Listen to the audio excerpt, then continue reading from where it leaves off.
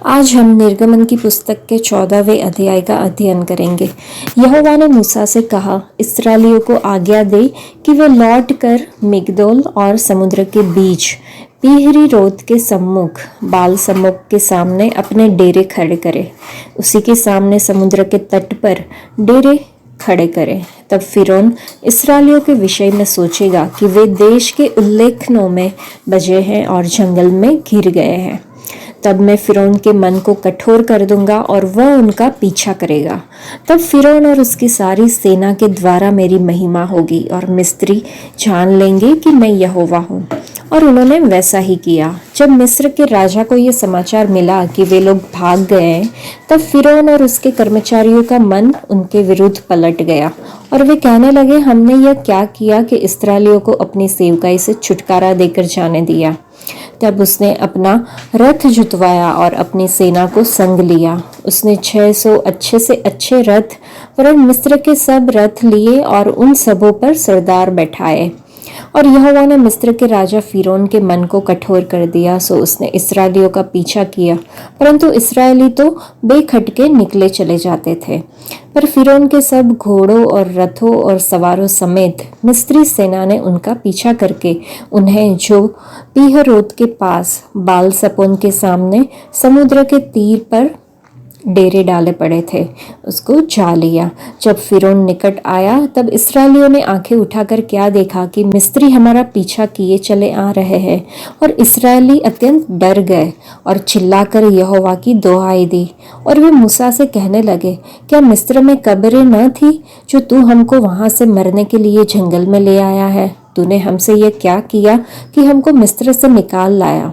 क्या हम तुझसे मिस्र में यही बात न कहते रहे कि हमें रहने दे कि हम मिस्रियों की सेवा करें?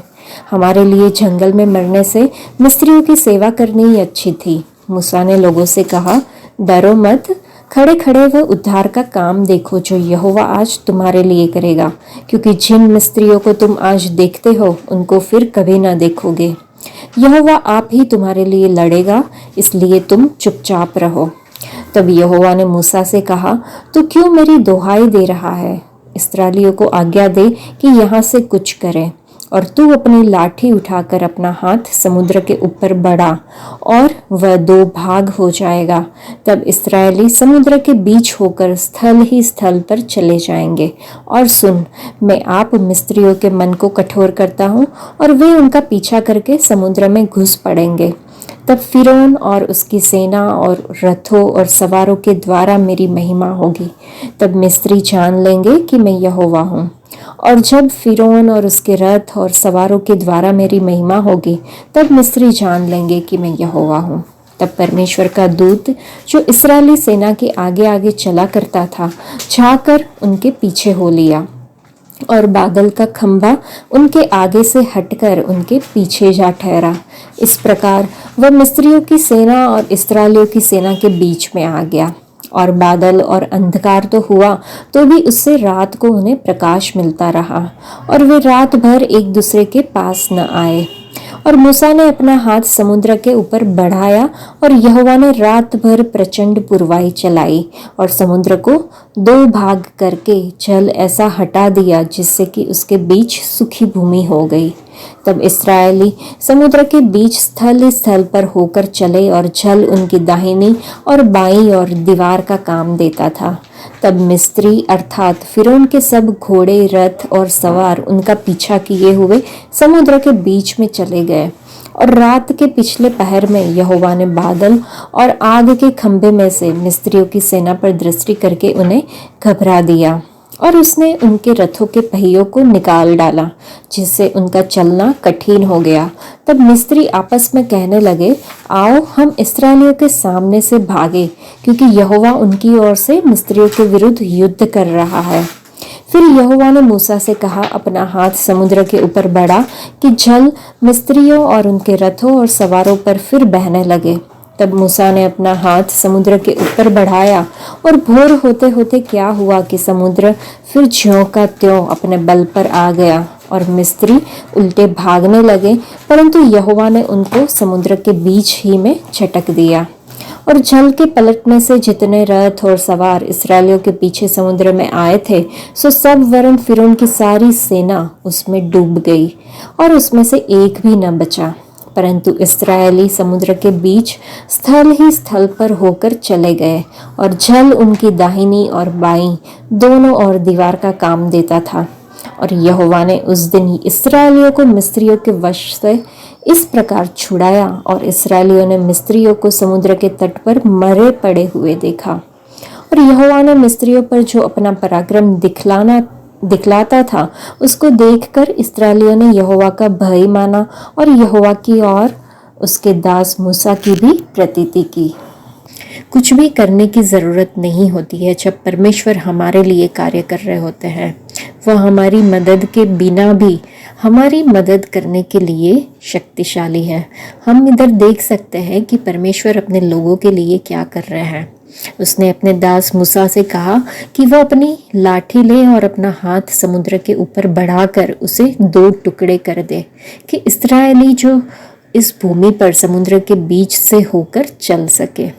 और अगर हम देखें यहाँ पे कि दुश्मनों का क्या हुआ, तो इस्राएलियों को मिस्रवासी समुद्र के किनारे पड़े हुए मरे हुए मिले। तो दोस्तों, क्या आप कोई भयानक समस्या से गुजर रहे हैं? क्या आपको लगता है कि समस्याएं आपको नष्ट कर देगी? मैं ऐसे कई अनुभवों से गुजर चुकी हूँ और मुझे कई बार परमेश्वर बताते हैं कि डरो मत। किसी ने तो कहा है कि पूरी बाइबल में 365 बार डरो मत लिखा हुआ है। मतलब साल के 365 दिन के लिए रोज हमारे लिए परमेश्वर ने कहा है डरो मत, डरो मत। दूसरी बात यह है कि खड़े रहो, दृढ़ बने रहो। देखो परमेश्वर आज तुम्हारे लिए क्या करेगा। परमेश्वर आपको आपकी समस्याओं से मुक्ति दिलाएंगे। परमेश्वर, यहाँ पे वचन में लिखा है कि परमेश्वर तुम्हारे लिए लड़ेगा और तुम शांत रहो। जब इस्राएलियों ने मिस्र की सेना को अपनी ओर आते देखा तो वे घबरा गए। हम भी बहुत बार घबरा जाते हैं परिस्थितियों से, लोगों से, दुश्मन से हम भयभीत हो जाते हैं। जिस तेज़ी से बीमारी बढ़ रही होती है, जिस तेज़ी से हमारे ऊपर कर्ज बढ़ रहे होते हैं, जिस तेज़ी से हमारे साथ समस्याएं जल्दी से पैदा होती है, आदि कुछ भी हो सकता है, तो उन्होंने उसका दोष परमेश्वर द्वारा नियुक्त जो इंसान था, व्यक्ति था, उस पर लगाया, जिन्होंने मुक्ति का संदेश, मुक्ति का वादा दिया था और जो उन लोगों का नेतृत्व कर रहा था, जो कि मूसा था। हम भी कई बार उस व्यक्ति पर संदेह करना शुरू कर देते हैं जिसने वादा किया था, या संदेह करने लगते कि क्या उन्होंने वास्तव में परमेश्वर से सुना था। कभी कभी हम उनसे सवाल करते हैं और उन पर गुस्सा भी करते हैं। हालांकि जब वह चुना हुआ व्यक्ति मिस्र की सेना को अपने पीछे भागते हुए देखता है, तो वह यह कहकर लोगों को आश्वासन देता है कि आपको शांत रहना चाहिए और आप मुक्ति को देखोगे। परमेश्वर का सच्चा सेवक विपरीत परिस्थितियों से भी प्रभावित नहीं होता है। चाहे परिस्थिति कुछ भी हो, वह खुद दृढ़ बने रहेंगे और सभी को परमेश्वर में विश्वास रखने के लिए प्रोत्साहित करेंगे। हमारे जीवन में परमेश्वर का वादा पूरा होने के लिए मुक्ति देखने की शर्त ये है कि हमें खुद को शांत रहना होगा।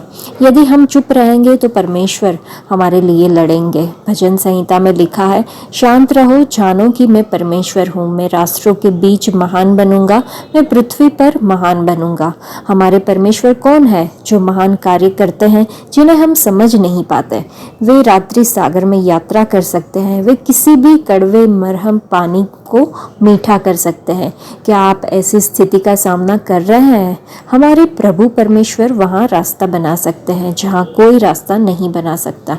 वे ऐसे तरीकों से काम करते हैं जिन्हें हम कभी न सोच सकते हैं न देख सकते हैं। विश्वास रखें कि वो आपके लिए भी रास्ता बनाएगा। केवल जब हम शांत होंगे तभी परमेश्वर को, उनके पराक्रमी कार्यों को और उनकी शक्ति को हम जानेंगे। आइए हम परमेश्वर के वादों में शांत रहें और परमेश्वर को हमारे लिए लड़ने दें। अगर हम चाहते हैं कि परमेश्वर हमारे लिए लड़े तो हमें शांत रहना ही होगा। आइए हम भी अपनी शर्तें उन्हीं के ऊपर समर्पित करें और महान मुक्ति को प्राप्त करें। आज के लिए इतना ही। परमेश्वर आप सबको आशीष दे। धन्यवाद।